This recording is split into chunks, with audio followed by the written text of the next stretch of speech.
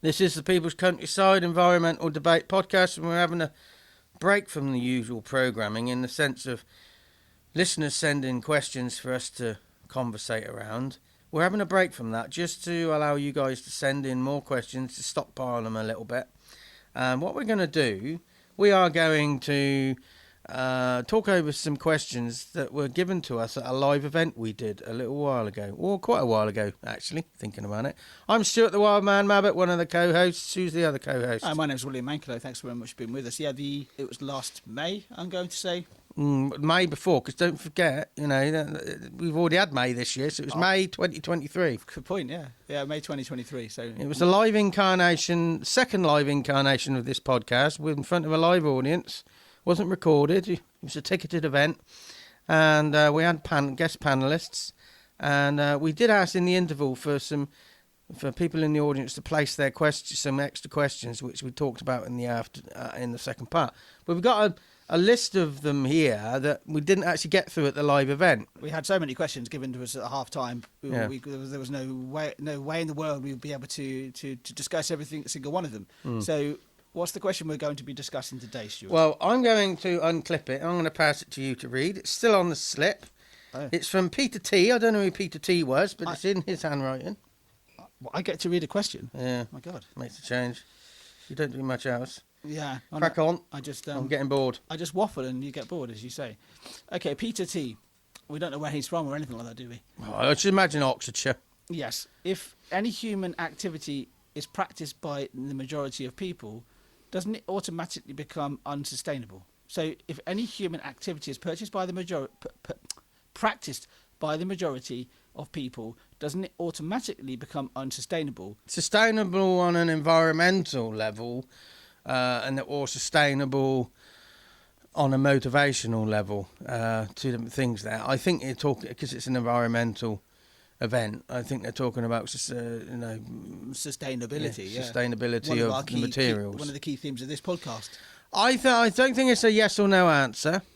I think if a majority of people grab hold of something, business and industry get hold of it and see it as a sellable commodity, and then it's those processes that are largely responsible.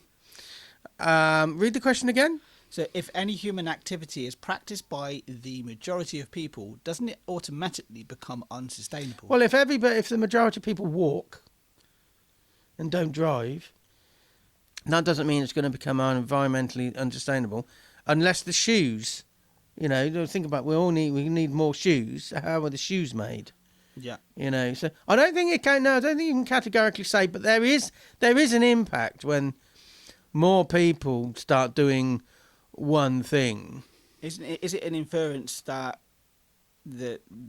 by the sheer volume of people doing one activity, then it would have a negative impact? That's really what it is. That's what I think. It's a categoric. It's a categoric. When we had an episode where we said there's rarely categorics, and this is an instance again of that not being true, as you say. It's not in every instance. No. What is the activity? Activity of buying less. I mean, is that still would that be an activity? Consuming less, is that an activity?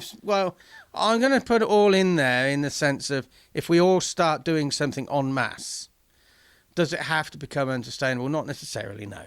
I mean, we can pick things out of the air. Shopping. How do you do it?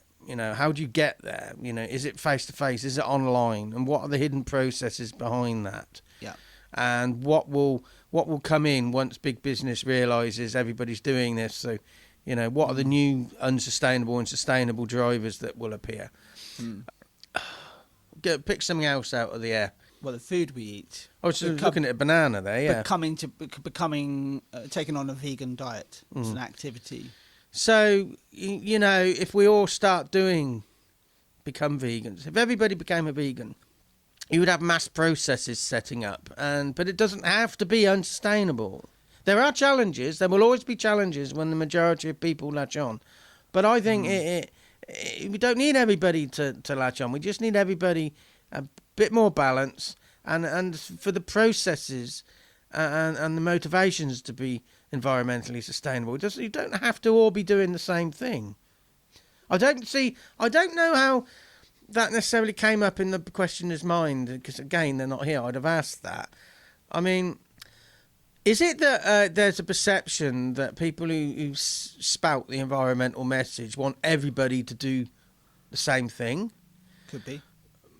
But actually, my take on it is people who are spouting the environmental message, they're just getting everybody, they want everybody to think about what they do and how they do it. I don't necessarily think they're trying to brainwash people into everybody doing the same thing. But everybody doing the same thing does have a consequence. Erosion. Because of the impact of a lot of people doing one thing. Yeah, I was thinking of one activity is, big events like music festivals or just doing a mass walk up a particular hill or something like that. But you think about something like Snowdon, there's so many people who are doing that activity. That has erosive effects on the path, doesn't it? It also is unsustainable in the sense of everybody's doing the same thing. Everybody's going to be doing the same thing at roughly the same time. Yeah. Potentially cause more congestion. If we're all, because everybody wants it delivered at the same time. There's also the if we're all doing the same thing, there's an over-reliance on that thing. Yeah. You mentioned in an episode recently about this activity of everybody leaving their driveways at 8:30 in the morning. Like, it was almost like you made it sound similar to a start of a Formula One race, and I thought that was quite fascinating. That's an activity again en masse. The majority are doing that is unsustainable. It has become unsustainable. But what you have said right from the start is that it all comes down to what the activity is. That if it is a positive activity that's going to create a positive outcome, like for example, more people walking or more people cycling, that would be a more positive outcome for the local and worldwide environment. I was also thinking about more people being more like encouraging of nature in their area, whatever that means. That's an activity, maybe doing a bit of guerrilla gardening with a bit of wildflower mix here and there, or that type of thing. That's an activity which can be, or being more active in their own political circles. Are they able to put pressure on maybe their local politicians to think about things like nature, and then also accessibility to nature. That's another. If we get more people doing that, surely that's a positive. That's positive. Can be, but if everybody's accessing the same bit of nature, like up at Snowdon, you're getting a lot of erosion. Yeah. And on top of Kinder Scout, you're getting a lot of erosion, which is making the peat, when it rains, the peat washes down those tracks. What is the action then? For somebody the action, I would probably say, read the question again. So, Peter's question, Peter T.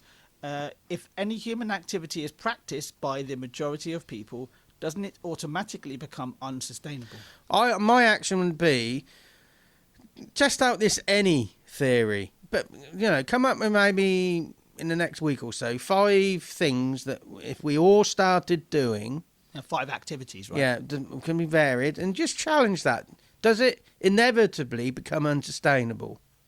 That's my action. By sheer numbers, I think we're synonymizing. There are impacts, but is it unsustainable? We're synonymizing, exactly. We're synonymizing majority with bigger impact. There's just more of us doing one particular thing.